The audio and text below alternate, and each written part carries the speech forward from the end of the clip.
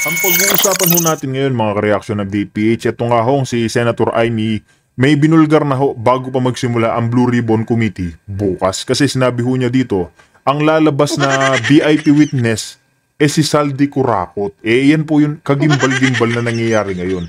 Dahil nga hindi rin ho nila malaglag itong si Saldi ko, hindi nila makansela ang passport, hindi ho nila mapauwi. Siya ho pala ang magiging VIP witness. Kasunod ho nito, si Tambaluslos mga update mukhang hindi na rin dadalo dyan sa Blue Ribbon.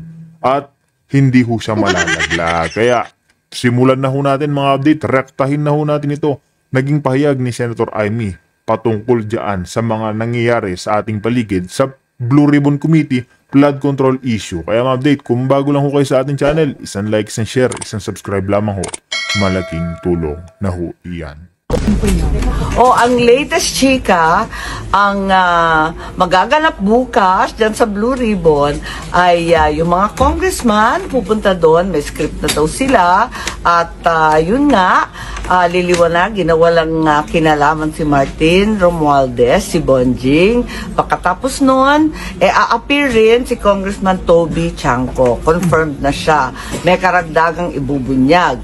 At ang ating VIP, hindi na star witness kasi hindi na a-appear ang dating speaker, kundi ang darating daw si Saldi Ko on Zoom. Yun ang latest na balita, baka magbago pa, tignan natin. Pero higit sa lahat, panoorin ninyo at alam naman nating lahat, linuloko lang tayo. So kung may script, yung mga congressman, lilinisin si Speaker Romualdez. Yun ang pagkaintindi ko.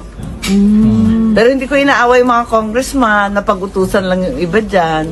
So ma'am, kung mag-a-appear via Zoom, hindi ba crucial yung presence ng minority para maano nyo? Yun na nga ang problema ko kasi nga pauwi akong Ilocos. So wala kayo bukas sa hearing? Pipilitin ko, kaya lang hahabol ako sa Ilocos Baka sabihin na naman nag-absent ako. Nag-absent ako nung last time kasi official business OB. Nasa Korea ako pambira. So mag-attend ka na para matanong. Mag-attend ako kahit sa umpisa lang, pero baka hindi ko mabuo dahil nga nangako ako mag-blow out sa mahiwagang birthday na walang katapusan. Yun na nga mga kapdate, nilinaw na ni Senator Amy na itong si Tamba, alam nyo na safe na ho yan kay Marcos Jr. Ang VIP witness naman ho, sino? Si Saldi ko. Yan po ba yung sinisikreto ni, ano pangalan nito? Ni Ping. Yan po ba yung sinesikreto niya mga kapdate? Isusunod na rin ho natin, ito nga hong isa pa nating iniidolong si Ka Eric kung saan may mangyayari na ho talaga dyan sa Senado bukas. Kaya mga update, subaybayan ho natin, suportahan itong si Ka Eric. Kaya rektahin na rin ho natin. Na ating sinusuong sa buhay na ating dinadaanan. Kasama niyo po ngayon si Ka Eric sa ating video analysis at video talakayan. Mga kababayan, mga kasama, puntuhan po natin at bibigyan ng pananaw itong pahayag na ginawa ni Senator Amy Marcos sa Senado, kung saan dalawang bagay ang kanyang binigyan ng diin. Na una, na ibulgar na si Martin Romualdez ay nagmamaniobra para palabasin at gagamitin niya ang Senate Blue Ribbon Committee bilang plataforma sa kanyang propaganda gimmick. Na kunwa-kunwari ang inosente siya at siya pala ang itinuturong VIP witness ni Ping Lacson at ni Tuta Soto upang gamitin ang oportunidad sa Senate Blue Ribbon Committee upang atakihin ang mga testigo na nagbibigay ng mga pagsambulat ng testimonya. At kasama dito ang sindikato ng mga grupo at alipores niya sa Kongreso. Subalit nang binulgar ito ni Amy Marcos, according to Senator Amy, ay hindi na daw matutuloy muna si Martin Tambaluslos na maging star and VIP witness ni Tuta Soto na kumpari niya. Kumpari niya ni Ping Lacson ni Martin Tambaluslos, si Tuta Soto sa kasal ng inaanak nilang si Congressman Arjo Atayde at si Maine Mendoza. Si Arjo Atayde, itinuturo ito ng mag-asawang Diskaya sa kanilang affidavit na pasimuno ng isa sa mga flood control projects na mga ghost o pinagkakitaan at humihingi ng milyong-milyong limpak-limpak na kita ng pangungutong sa proyekto according sa pagpapahayag na ginawa ni Sara at Carly Diskaya. So, dyan sila nagkumpari. Bakit binanggit ni Senator Amy Marcos itong pagsisiwalat ng kalukuhan ni Martin Tambaloslos na magpa-witness-witness sa dyan sa Senate Blue Ribbon Committee? Sapagkat ito ay isang diskarte ng maniobra ng propaganda gimmick upang mabigyan siya ng plataforma na kunwari ay ipakita niya ang kanyang kagustuhan na linisin ang gobyerno. Ugok, ikaw nga ang pasimunong kriminal na itinuturo bilang mastermind according to the revelations and according to actual circumstances. Walang ibang pasimuno kung bakit nagkaroon ng mahigit 1 trilyon pesos na pandarambong sa flood control projects and many more na hindi pa nabubuksan dahil ikaw ang arkitekto nito para gamitin ang pondo ng gobyerno at lustahin ito at kurakutin ninyo kasama ang pinsan mo na si Marcos. Hindi lang ito isang pagkakataon at pagkakamali nila Saldico at ng mga taga DPWH at ng mga taga ibang pang congressman like sila Garjola at sila Dalipi, itong mga sindikato na kasabwat mo. Ito ay isang sinadya, premeditated, pinaghandaan nyo. Kaya mabuti na ibinulgar ito ni Senator Amy Marcos sapagkat malinaw na ang mga ginagawa ngayon nila Tito Soto at nila Ping Lacson at ng aliporis nila sa majority block na mga senador ay pagtakpan at ilihis ang totoong issue ng pananagutang kriminal nila Marcos at Romualdez sa karumal-dumal na krimen ng pandarambong at pagnanakaw sa kaban ng bayan na ginawa nila through the mutilated budget, yung pangsindikato sa budget at iba't ibang forma ng pagpapalusot ng pondo to the point na sa Ilocos Norte pala lamang ang mga Marcoses, lalo na itong anak ni Bongbong Marcos Jr., billion-billion po ang flood control projects at may tinuturo si Governor Chavit Singson na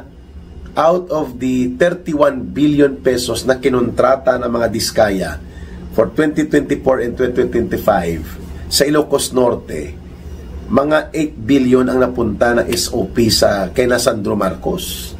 According kay Governor Chavit Singson na revelation. At ito ay pagpapatunay kung bakit kailangan ni Marcos at nila Romualdez na magkaroon ng mga special agents that will use the powers in the Senate at sa House of Representatives. Kontrolado naman nila si Speaker Budget D at nandyan pa mga aliporis nila Tambaloslos sa House of Representatives na may panibago silang recruit. Itong ex-komunista si Terry Ridon na asong ulol na umaatake ngayon sa mga Duterte upang idugtong ang iskandalo ng pandarambong ni Marcos at ibubunton ang sisi sa mga Duterte. Sa Senado, kailangan po nila si Ping Lacson at si Tuta Soto upang magkaroon sila ng tagapagtanggol. Kaya pinalitan si Senator Marcoleta at tinanggal si Chis Escudero at nag-realignment ng majority of senators dahil minaniobra lahat yan nila Marcos at Romualdez at ang special agents nila sa Kongreso o sa Senado si Tuta Soto tsaka si Ping Lacson. Yun ang totoo po mga kababayan. Kaya nga itong pag-witness-witnessan sana ni Martin Tambaloslos at pati na mga aliporis niyang sindikato dyan sa loob ng Kongreso, ang pasimuno niyan si Tuta Soto at si Ping Lacson para magkaroon sila ng pagkakataon na durugin nila ang mga testimonya ng mga nireveal o ibinunyag ng mag-asawang Diskaya at iba pa na mga testigo kasama po ang pagdurog sa testimonya nitong si Sergeant Gutesa. Ayan. Pangalawang pag-usapan at bibigyan natin ng punto analysis, itong inexpose ni Senator Amy Marcos na pananakot at mga intimidasyon at panggigipit kay Sergeant Gutesa at sa kanyang pamilya.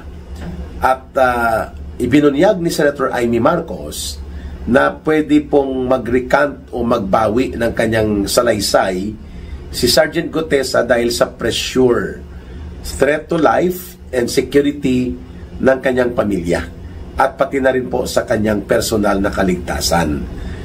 If this expose coming from Senator Amy Marcos ay ginawa niya kahit na ito ay magkaroon ng negatibong implikasyon sa gobyerno ng kanyang kapatid, ibig sabihin po mabigat ang dahilan ng mga pangyayari na pwedeng maghantong o tumungo sa pag-atras ni Sergeant Gutesa.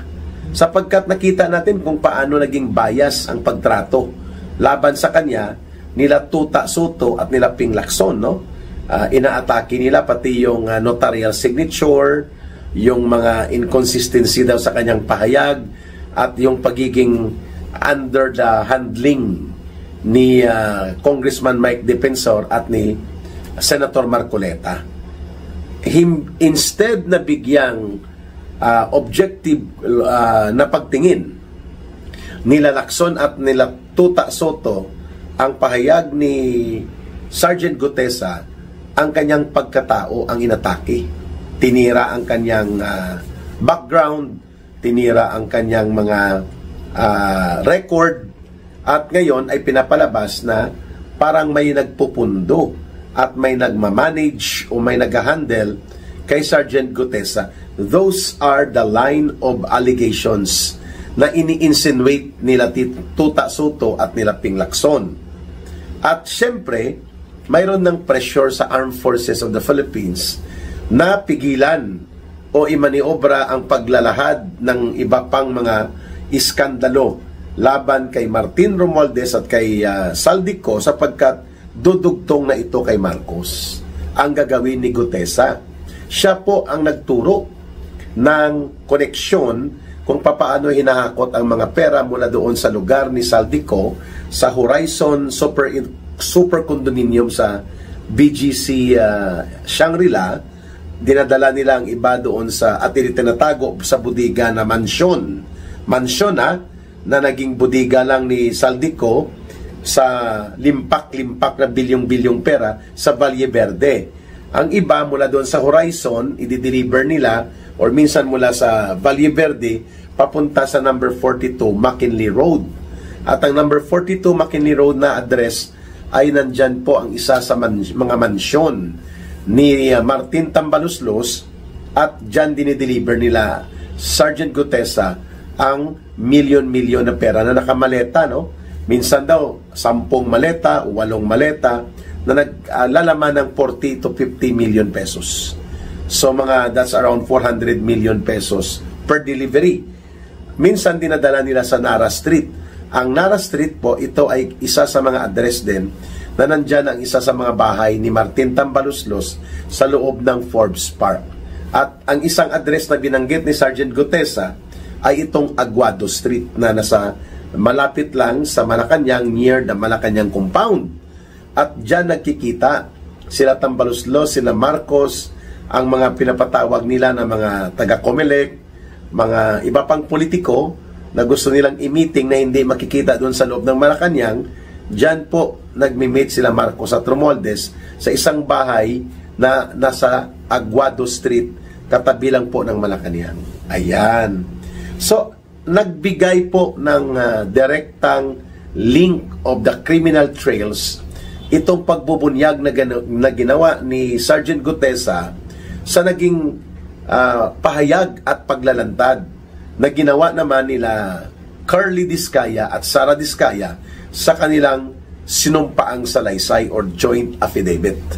Ngayon, dahil nagtutugma na ito, to the rescue ngayon si Tuta Soto at si Ping Lacson bilang special agents ni Marcos at Romualdez, sapagkat nai-establish na ang criminal trails dito sa paglalantad ni Sergeant Gutesa mula doon sa naunang pahayag at testimonya na ginawa ng mag-asawang Discaya.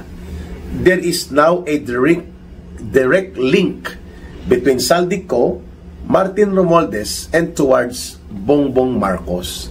At marami pang mga gustong lumantad na mga naging dating detailed as security kay Saldico at nag-e-extra din po papunta kay Martin Romualdez at naging bahagi nitong mga deliveries ng mga limpak-limpak na salapi na ang pinagmulan ay ang pinagkukurakot nila Saldico sa buong Pilipinas gamit po ang disguised na flood control projects.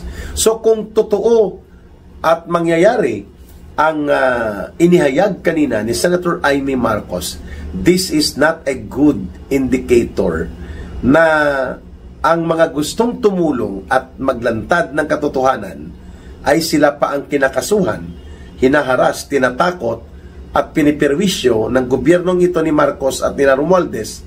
Wala nang mangyayari na magtitistigo pa kung hindi kayang proteksyonan ng Senado kung saan nandyan po ang Senate Blue Ribbon Committee. Kaya hindi po ako magtataka at maintindihan ko sakali pong mag-give in o maapektuhan at magkaroon po ng panghihinaan siya ng kalooban niya itong si Sergeant Gutesa. Kahit sino man siguro kung hindi mo maramdaman na may maaatrasan ka, may maaasahan kang proteksyon, magkakaroon ka talaga ng epekto sa pressure, psychological, emotional, at siyempre, pati na sa iyong disposition. So maganda at ito ay inilantad ng maaga ni Senator Amy Marcos na mayroon palang layunin na talagang ma-eliminate na ang ano pa mang karagdagang mga ihahayag na mga salaysay at pagbubunyag ni Sergeant Gutesa. At kung makikita ito ng iba pang whistleblowers o mga gustong tumistigo mula doon sa mga dating staff at naging security detail kay Saldico at nagkakaroon ng direktang kaalaman kung paano gumagalaw ang mga pinagdambong at dinurubo na perang ito at sino-sino mga involved at konektado para hindi na sila magkaroon pa ng lakas ng loob na gumawa ng kanilang salaysay at pagtitistigo, wawasaki na at paatrasin na ng tuluyan sa pagiging testigo itong si Sergeant Gutesa. And that is exactly in the playbook of Martin Tambaluslos and Bongbong Marcos. Kagaya ng pagpapatakas nila kay Saldico. Kaya nga si Saldico, delikado ito, mamamatay ito kapag bumalik ng Pilipinas dahil siya ang budigero at bangkero, taga-katay, taga-kamada, at tagapagpagalaw kung paano ikatay-katayin at partida-partidahin ang mga bilyon-bilyon na mga pundong ito. To the point na kailangan pang ang kanyang mansyon sa Valle Verde ay i-convert na budigahan ng mga dinambong at kinurakot na pera sa dami ng pera. Sabi ni Engineer Alcantara sa nailabas na balita mula doon sa interim report na ginawa ng ICI, nasaksihan mismo nitong Engineer Alcantara ng Bulacan District Engineering Office kung papaano dinideliver doon sa mansyon ang karton-karton at mali-malitang mga limpak-limpak na cash. Mantakin mo, mansyon sa Valle Verde ang naging budigahan nila Marcos at nila Romualdez at itong si Saldico ang kanilang bangkero at budigero. Kaya pinatakas talaga nila ito. At dahil kung madugtungan ito at baka tumuga at bumaliktad ang kanyang mga nais protektahan ay gusto niya ng ilantad out of conscience at ng kanyang kahihiyan ng pamilya niya, aba delikado si Marcos at si Romualdez. Kaya ura mismo pinatakas nila at pinatago pero protected na ilabas na ang mga pera at ari-arian at naprotektahan na ang dinambong na pera mula sa kaban ng bayan basta tumakas lang siya. Ang pangalawang pinatakas, itong si Manny Bunuan, dating DPWH Secretary ni Marcos for almost 3 years. At ito ngayon itinuturo na talagang conscious. Alam niya ang mga ginagawang kalokohan at pagnanakaw, subalit ito ay pinayagan niya sapagkat nakikinabang din siya. Isa sa mga barkada niya sa pangungontrata or koneksyon sa mga kontraktor na malalaki, itong si Congressman Garjola na nagre-represent di umano ng party list ng mga construction workers, pero hindi naman ito para sa construction workers.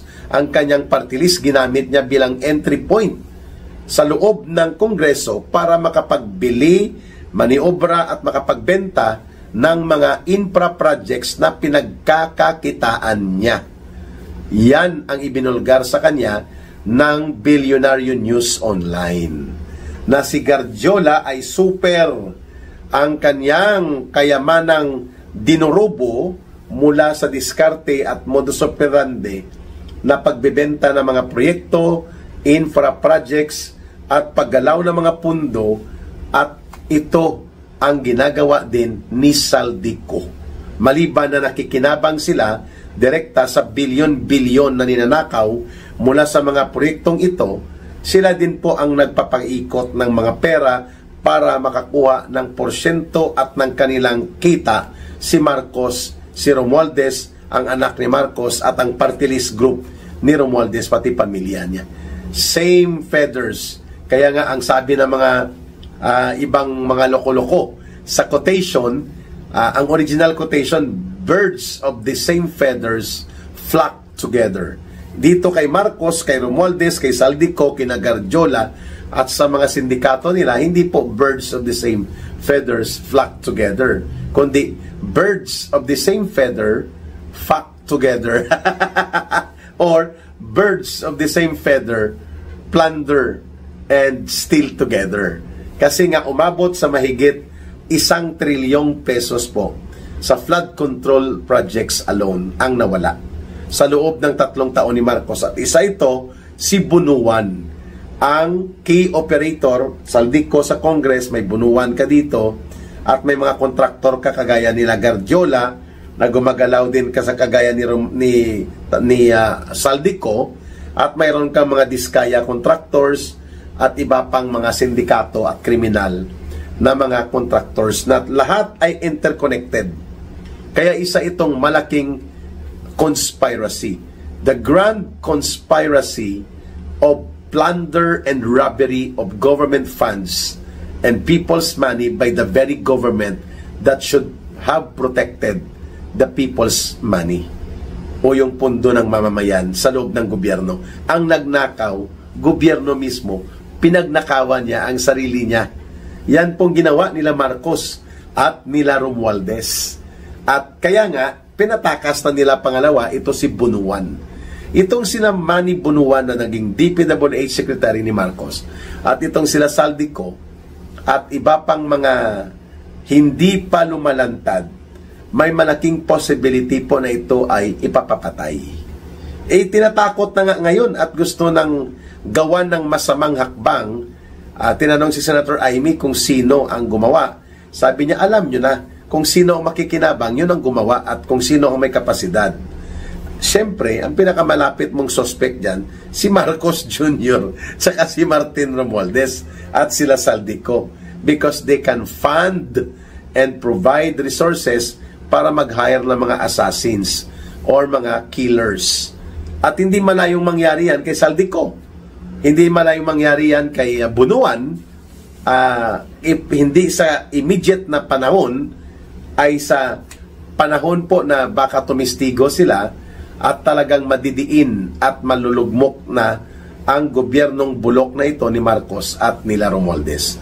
Kaya kahit may ILBO or Immigration Lookout Bulletin po itong si Bunuan, dahil baka ikanta niya ang mga contractors na pinagkukunan nila ng pera nila Saldico at nila Garjola para magkapartida kay Martin Romualdez at kay Marcos, edi pinatakas na. Because there were reports, unconfirmed, no? Hindi kinonfirm, pero mukhang may katotohanan na lumalambot na itong si Bunuan at baka kumanta na. At kapag kumanta ito, malamang sa malamang ay sintonado dahil sablay dito si Marcos at sila Romualdez. Kaya hindi po nararapat na palalampasin po natin itong pananakot sa mga witnesses, pangbabaluktot at panggigipit, sapagkat iyan po ay napakasamang gawain na kung sino pa ang gustong maglantad ng katotohanan, tumulong para magbigay ng testimonya at kaliwanagan sa mga malawak na sindikato ng pagpapatupad ng malawakang korupsyon at pandarambong, ang kung sino pang gusto maging testigo, yun pa ang minamasama, yun pa ang pinaparusahan, yun pa po ang iniipit at ginigipit ng todo-todo. Kaya po, ang dahilan nito, umaatras sila.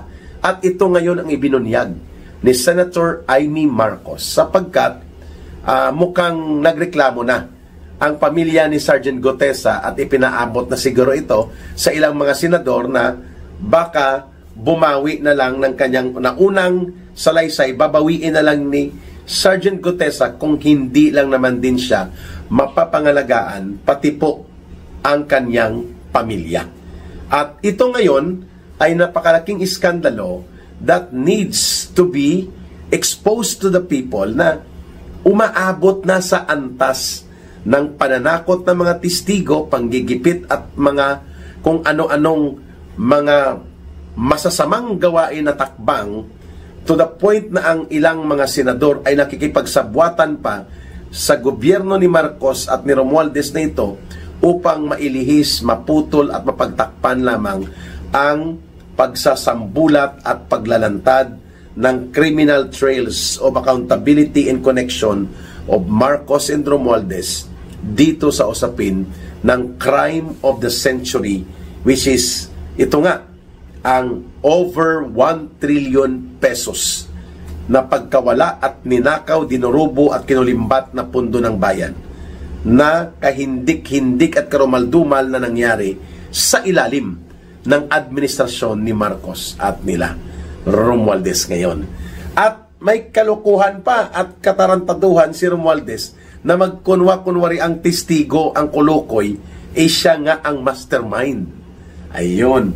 And dahil dyan, sa November 14, abangan natin kung sino ang matitira sa mga sinasabing surprise and VIP witnesses ni Tota Soto at nila Ping Lacson. Naunahan na silang ibinulgar ni Senator Amy Marcos kung sino ang kanilang gagamitin na diskarte para magkaroon ng maniobrahan sa Senate Blue Ribbon Committee.